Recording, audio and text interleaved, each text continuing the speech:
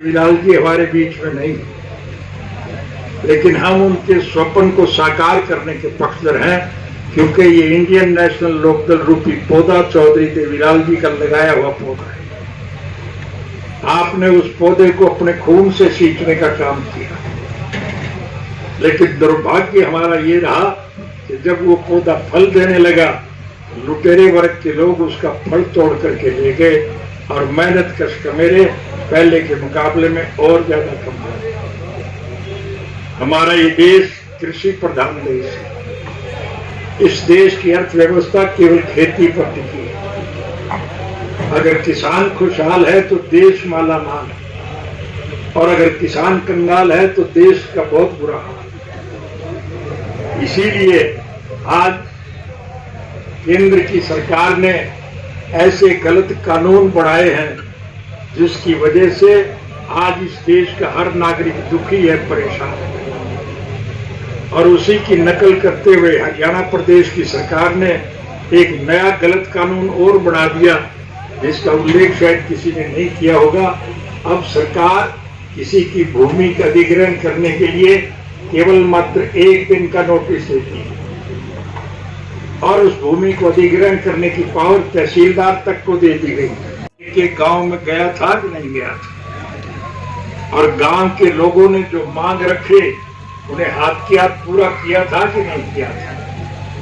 कई ऐसी मांगे भी थी जो लोगों ने नहीं मानी, लेकिन हमने व्यावहारिक ज्ञान के आधार पर उन मांगों को भी बिना मांगे पूरा करने का काम किया।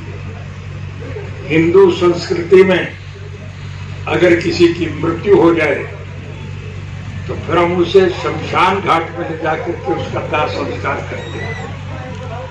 और जैसा आज का मौसम है, अगर बारिश हो जाए तो रास्ते तो पानी से भर जाते हैं, और किसी बुजुर्ग की अगर मृत्यु हो जाए तो उसे शमशान घाट में ले जाने में दिक्कत आती है कि नहीं आती। उसको हम घर में रख नहीं सकते, घर में दाह संस्कार नहीं कर सकते। इसलिए हमने बिना मांगे एक निर्णय लिया कि शमशान घाट के सारे रास्ते पक्के किए जाए। मुसलमानों में एक रिवाज है, उनके यहाँ अगर किसी की मृत्यु हो जाए तो उसे वो कब्रिस्तान में ले जाकर के दफनाने का काम करते हैं। अगर किसी बुजुर्ग की मृत्यु हो जाए और मुस्लिम भाई उसको ले जाकर के कब्रिस्तान में दफना के वापस घर आ जाते हैं, और पीछे से आवारा कुत्ते उस मिट्टी को खोद करके उस डेड बॉडी को निकाल के ले जाएं, तो मुसलमान अपमानित महसूस करता है कि नहीं करता है। इसलिए हमने हर कब्रिस्तान की 4 दीवारी पक्की करने का भी फैसला किया।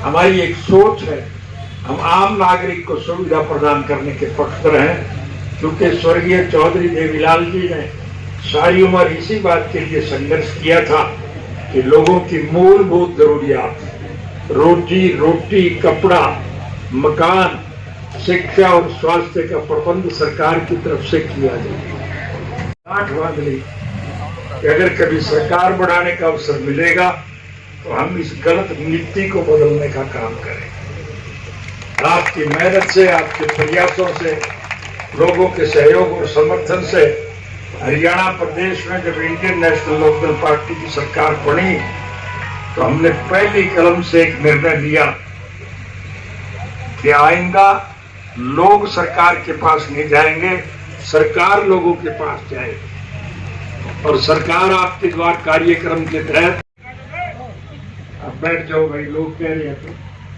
या मैं लोगों में बैठ जाऊं, तुम माइक पे बोलना शुरू करो। ये बंद कर देते हैं, बाद में तेरी फोटो खींच लो, बाद में मैं फुर्सत में होगा तो खींचता ही।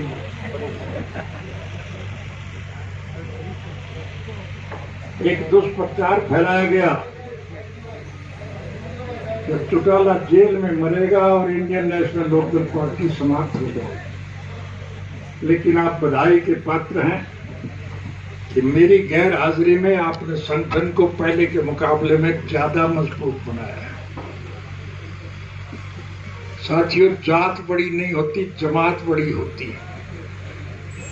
प्रजातांत्रिक प्रणाली में जनता के सहयोग और समर्थन से सरकारें बनती और फिर चुनी हुई सरकार की जिम्मेवारी होती है कि वो जनहित के कामों में रुचि ले, लोगों की मूलभूत जरूरियात पूरी करे, प्रदेश और देश का चौमुखी विकास करे।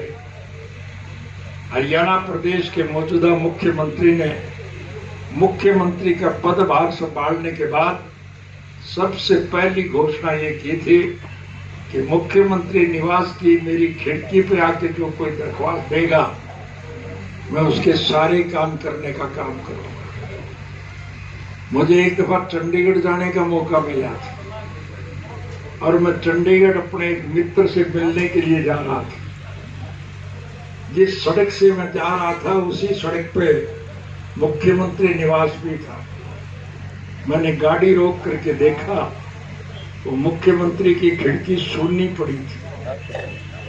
मैंने अड़ोस पड़ोस के लोगों से पूछा कि खिड़की तो सुननी पड़ी, तो लोगों ने मुझे बताया कि खिड़की पे कौन आएगा, जो कोई आता है उसे पुलिस वाले धक्का मार करके बाहर फेंक देते हैं। इसलिए अब यहाँ कोई भी नहीं आता, किसी का कोई काम नहीं।